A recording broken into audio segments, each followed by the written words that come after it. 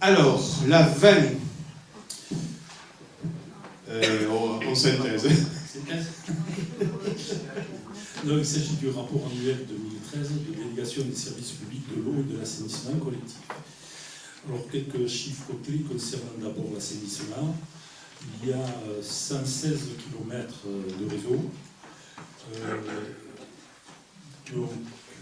Ce qu'il faut savoir, c'est qu'il y a 79% des habitants qui sont raccordés au réseau d'assainissement.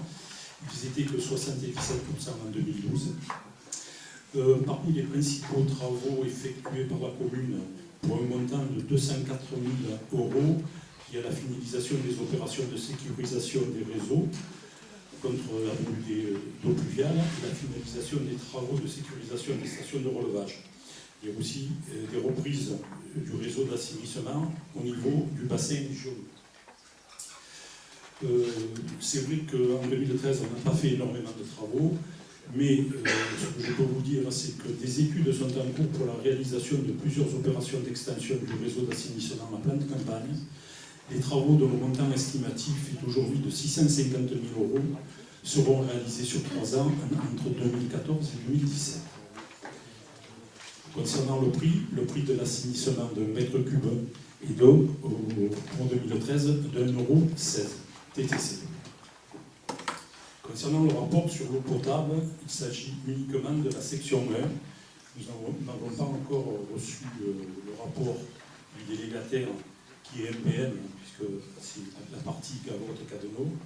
Donc pour la section 1, le réseau c'est 103 km de réseau. Nous sommes intervenus durant cette année plus particulièrement sur les fuites. Donc il y a eu 27 opérations concernant la recherche de fuites. Les principaux travaux réalisés par la commune sont pour 160 000 € de diverses opérations de sécurisation du réseau et aussi par l'exploitant qui voit dans la DSP des travaux de renouvellement de canalisation de 375 mètres linéaires en 2013 et puis concernant les branchements, il y en a 46 qui ont été renouvelés en 2013 et ce pour un total de 130 158 €. Alors vous savez que l'an dernier on a eu un problème concernant le rendement. On avait appliqué pour la première fois les pénalités donc, à notre délégataire, la CEP. Donc cette année, les choses se sont un peu améliorées, puisque le taux de rendement est passé à 83 pour l'année 2013.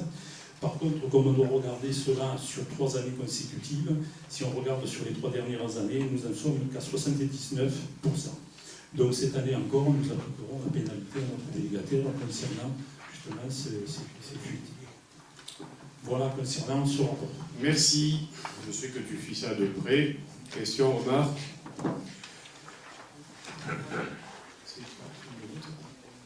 Je mets au vote qui est pour, qui est contre, qui s'abstient. 3 abstentions. Alors là, on rentre un peu dans du lourd. Alors, vraiment en simplifiant, hein, Gérard? Oui, je vais essayer de... Pour la 21 et la 22.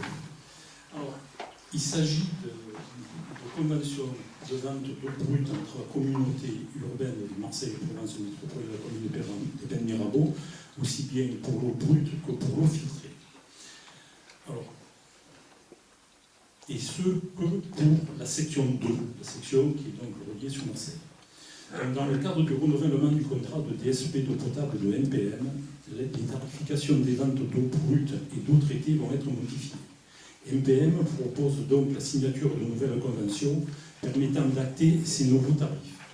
Cette modification s'accompagne pour la commune de Pennes-Mirabeau du retour dans le cadre des compétences communales du réseau de distribution d'eau potable sur la section 2, et ce au 1er juillet 2014. Alors, pour essayer de vous expliquer le plus simplement possible la problématique, c'est que la CUM nous livre de l'eau à la commune, à la station des Girondins. Elle nous livre de l'eau brute. Donc on a une convention concernant cette livraison d'eau brute. C'est la première convention qui vous est présentée. Ensuite, cette eau, elle est filtrée à la station des Girondins et ça fait l'objet de la deuxième convention qui est le prix de la filtration. Donc la CUM nous propose des conventions donc, bâties sur des estimations de production d'eau brute et d'eau filtrée. Nous ne sommes pas sûrs que ces estimations soient justes. Par exemple, si la production, je mets un chiffre rond, était de 100, si la production consommée était de 80, on paierait pour 100. Et s'il était de 120, on paierait pour 120. Donc on veut savoir avec plus de précision quelle est exactement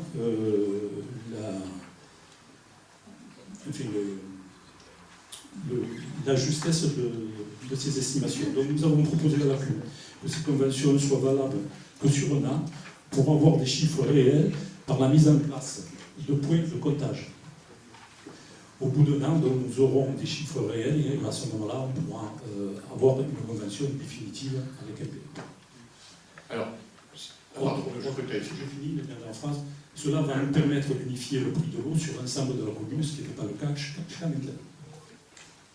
Alors, très bien, très clair. La synthèse de la synthèse, disons que, bon, rappelez pour des nouveaux élus ou ceux qui ne le savent pas, que la commune est complexe en matière d'eau, puisque nous avons une section 1 qui est sur le nord de la commune et qui va vers la station de Vitrolles, et une section 2 qui va vers le sud, vers Marseille.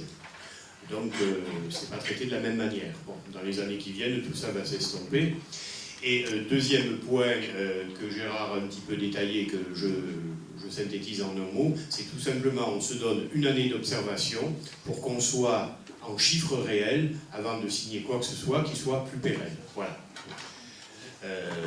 Donc je mets au voie les deux, hein. C'est pour le parallélisme des formes, la 21 qui est pour, qui est contre, qui s'abstient, 3 abstentions, la 22 qui est pour, qui est contre, qui s'abstient, 3 abstentions. Merci. La 23.